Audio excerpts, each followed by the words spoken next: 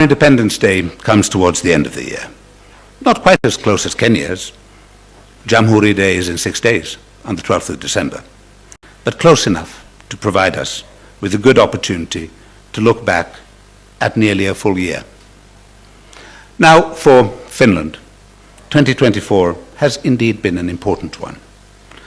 It also marked the election early in the year of a new president, Mr. Alexander Stubb.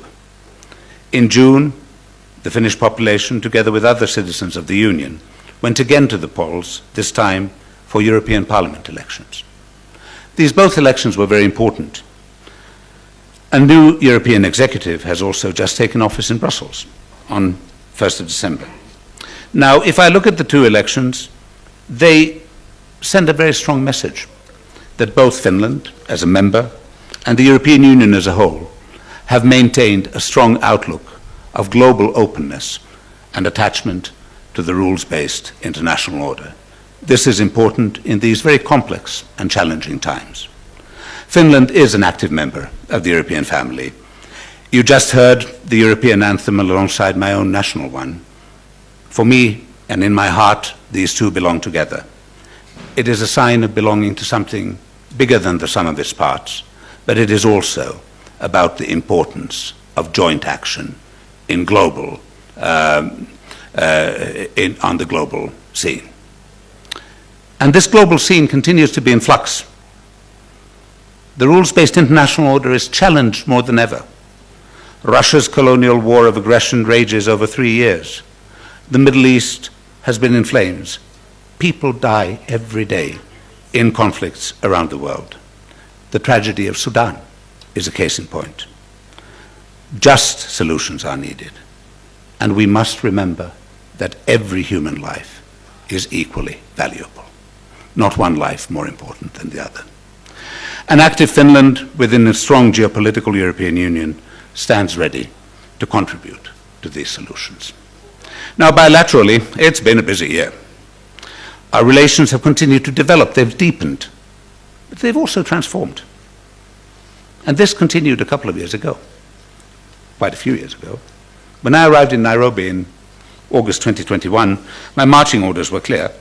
We had a new Africa strategy, and I was told, time to move away from a sort of donor-recipient relationship, and we've talked about this with Your Excellency a lot, to an equal partnership between our nations, between two strong countries, between two strong nations. And shared goals and values have been at the heart of this work.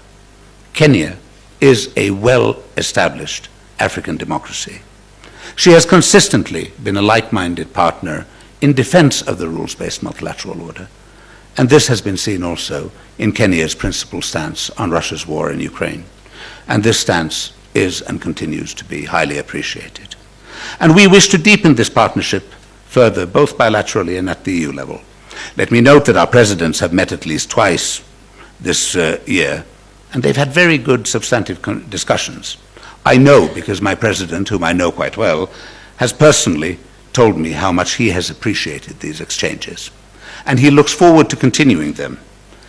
Some present in both of our ministries actually even talked about a bromance. We'll have to see. Now, Your Excellency and my minister sends her personal warmest regards.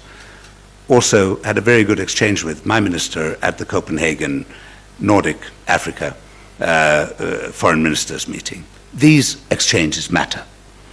Now, we've also started working on a closer partnership in peace mediation, and this is in the center of our foreign and security policy. But we need a strong Kenya in this region as a partner, and you are one, and we're very proud to work with you. Now, let's get more mundane. We had two cabinet ministers in 2024, our Minister of Environment during UNEA 6, our Minister for Trade and Development in June, together with the business delegation. He started his visit at your beautiful offices at the railway building. Our Undersecretary for International Development visited twice.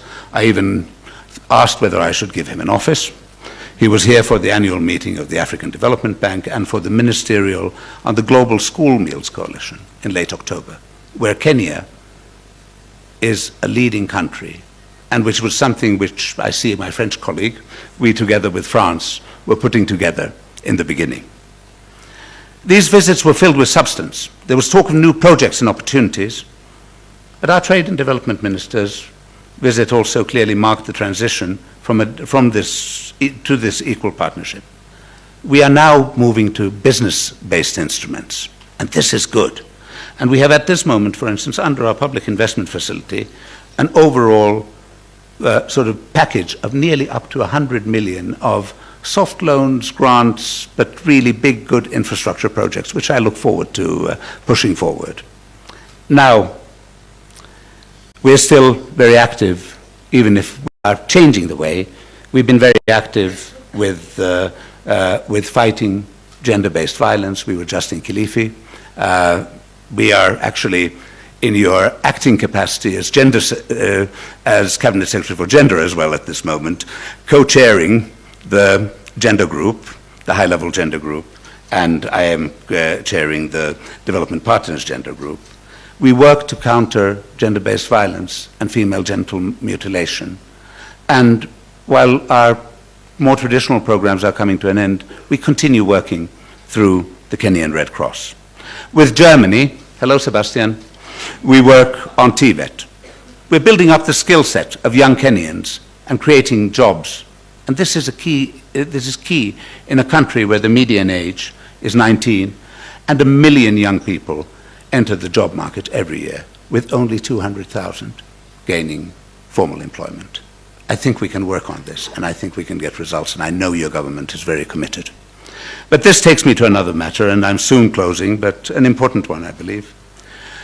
2024, with all its successes, has also seen a lot of discussion on what the young people want, what youth wants, what are their aspirations. We as diplomats here in Nairobi are friends. We followed this discussion closely. We're friends and partners. We're not here to tell you what to do, but we can share a bit of experience here and there and so on. It takes me a little bit back to something I wrote in the Nation about this morning. For the 7th consecutive year, Finland has been ranked as the happiest country in the world by the World Happiness Report. I know it makes many people chuckle. You look at us, especially in November, we look quite grim. You know, not really. It's a bit like, you know, in Tex Avery, the dog Droopy. You know what? I'm happy. But I mean, we are genuinely happy. But what is this happiness? It's contentment. Now, there are 3 principles, and I wrote about that, which really define Finnish society: transparency, openness, and predictability. Information's openly available. Corruption's virtually non-existent. Meetings, both work and private, start and end exactly on time. Sorry, I had to say that. And you can trust your counterpart's word. Would you believe it? But in our case, the police are ranked as the most trusted profession in the country, followed by medical doctors. I get the medical doctors, but I'm very happy it's the police too. And trust in tax authorities in all the Nordic countries is very high. These rules are clear and simple, and if you pay too much taxes, and I know because I get some taxes back every year, the government actually pays them back on you, and you know which date you'll get it a month in advance. So, and it's easy. So transparency, openness, and predictability, they really form an algorithm of happiness. They describe a society which works for its members. Maybe there's a lesson or two to learn from that, I don't know. I think we're quite happy with it. But these principles are also important for business. Our businesses want to come here. The East African market is exciting. Kenya is the key to that market. Our Minister of Trade and Development came here with a business delegation. Our businesses have a lot to give. We have a regional hub of Business Finland. We have a FinFund office, one of the first outside, with a financing portfolio of 40 million euros from here. The EU-Kenya Economic Partnership Agreement, which has recently entered into force, provides great opportunities to be harnessed. But it's important that the investment climate is there for us really to win. And I think we can win together. Now, ladies and gentlemen, Nairobi is also the only UN capital in the global south. UNEP and UN Habitat are dealing with important challenges. From the triple planetary crisis of climate change, biodiversity loss and pollution, to the need to get a roof over the heads of every person. But also, the fact that you have a global UN capital here means that this is a place where we, global North and global South, can talk and try to understand each other better and try to make this a better place together. This is important work. Nairobi is, of course, also a center I cover for other countries from here, including Somalia, where we are working together, and Kenya is working very strongly to help in state building and trying to see that this wonderful country, and there's a big Somali diaspora in Finland, goes forward. Now, I've spoken a long time, but allow me to conclude. The year is coming to a close, and when it's time to come to a close of a year, it's time to say thank you. Asante, marafiki. Thank you, friends. You have been great friends of Finland here, whether in government, NGOs, in the diplomatic community. You make this job a pleasure. I'm privileged to have an excellent team at the embassy. You do a wonderful job. I may often give you a hard time, I know, but let me say, you all rock. You make me proud every day of the quality of Finnish diplomacy, every single day. And certainly not least, a special thank you to my partner Melissa for your support, love and friendship. I do not take that for granted. And finally, it's our Independence Day, but ho, ho, ho, and Finland is the country of Santa Claus. We are coming to Christmas, so allow me to conclude, passing the floor to the Chief Cabinet Secretary. Allow me to say, Merry Christmas, Happy Holidays, Season's greetings, and Your Excellency, you have the floor. Asante sana.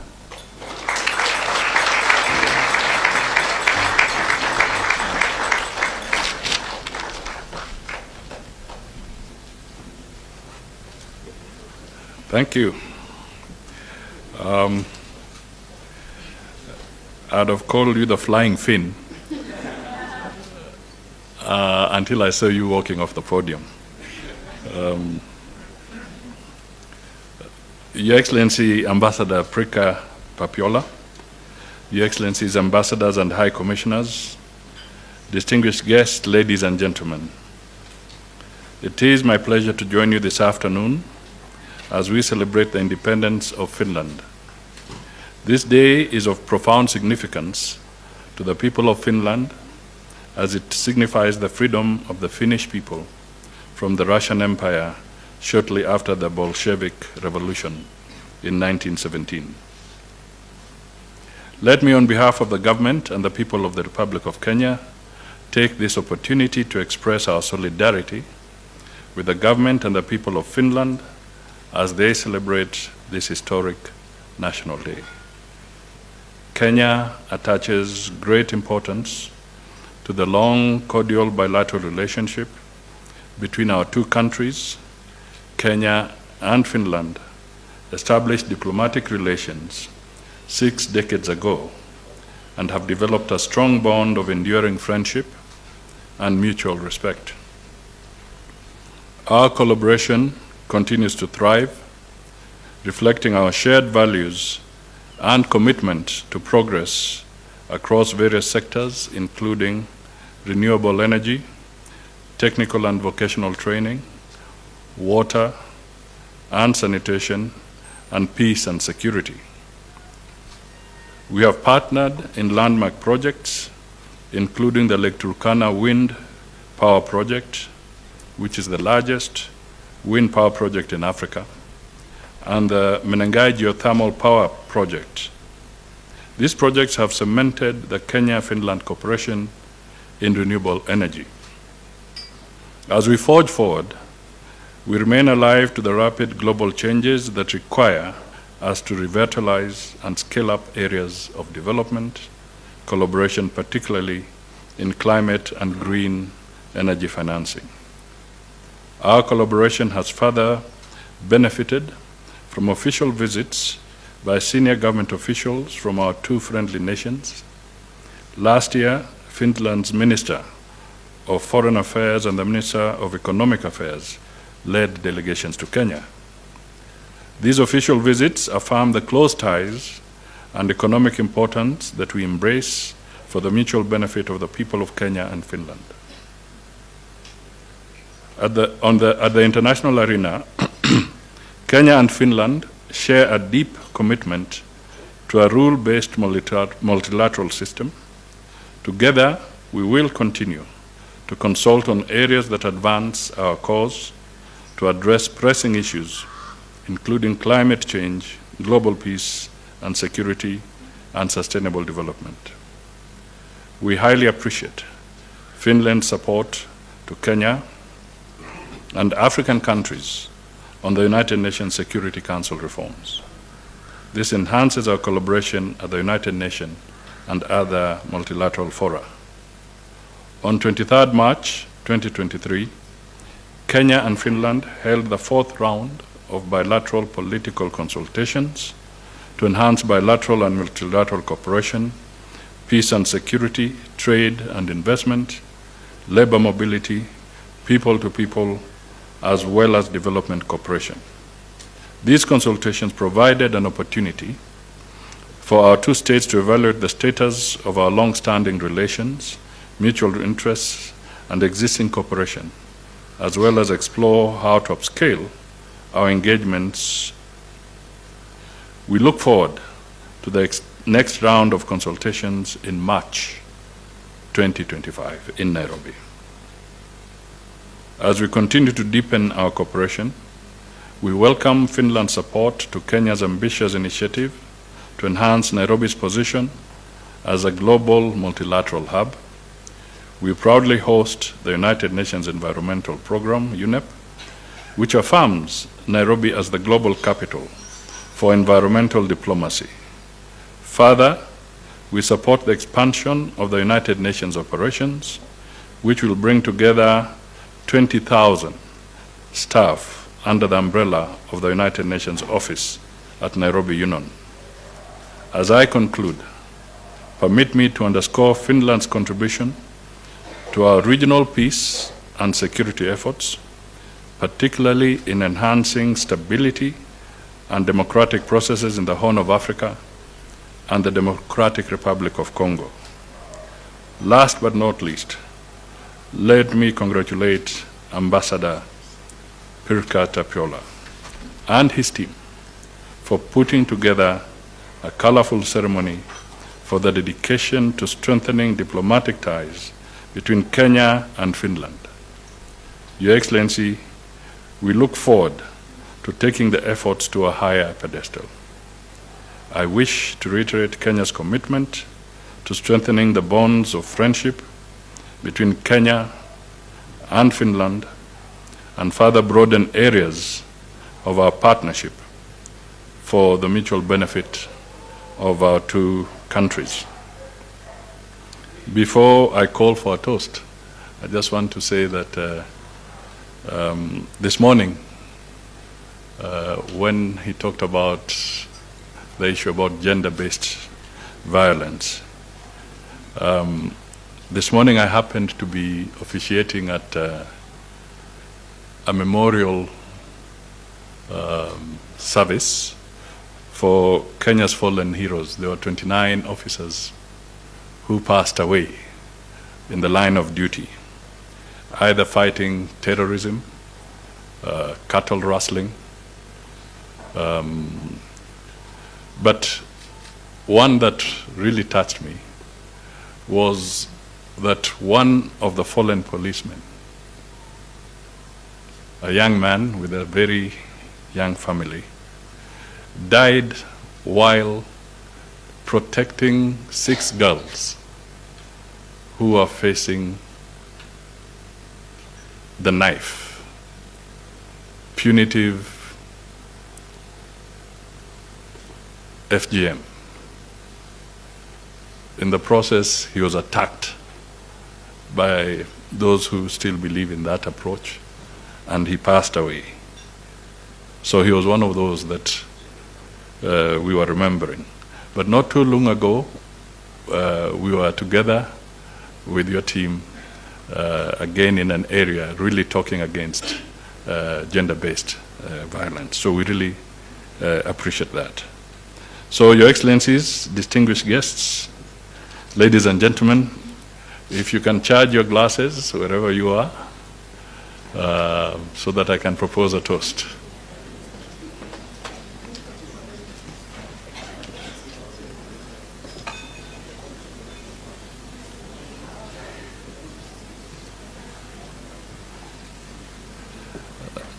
And of course, for the older ones, you'll remember the flying fin, the Kenya Safari Rally, East African Safari Rally. We had a very distinguished sportsman who kept on winning. And even the last winner was finished. And the last one was finished. Yes. Very good. So, ladies and gentlemen, let's raise our glasses and toast the warm and cordial relationship and everlasting friendship between Kenya and Finland, and to the prosperity of our two nations. Cheers. Cheers, Excellency.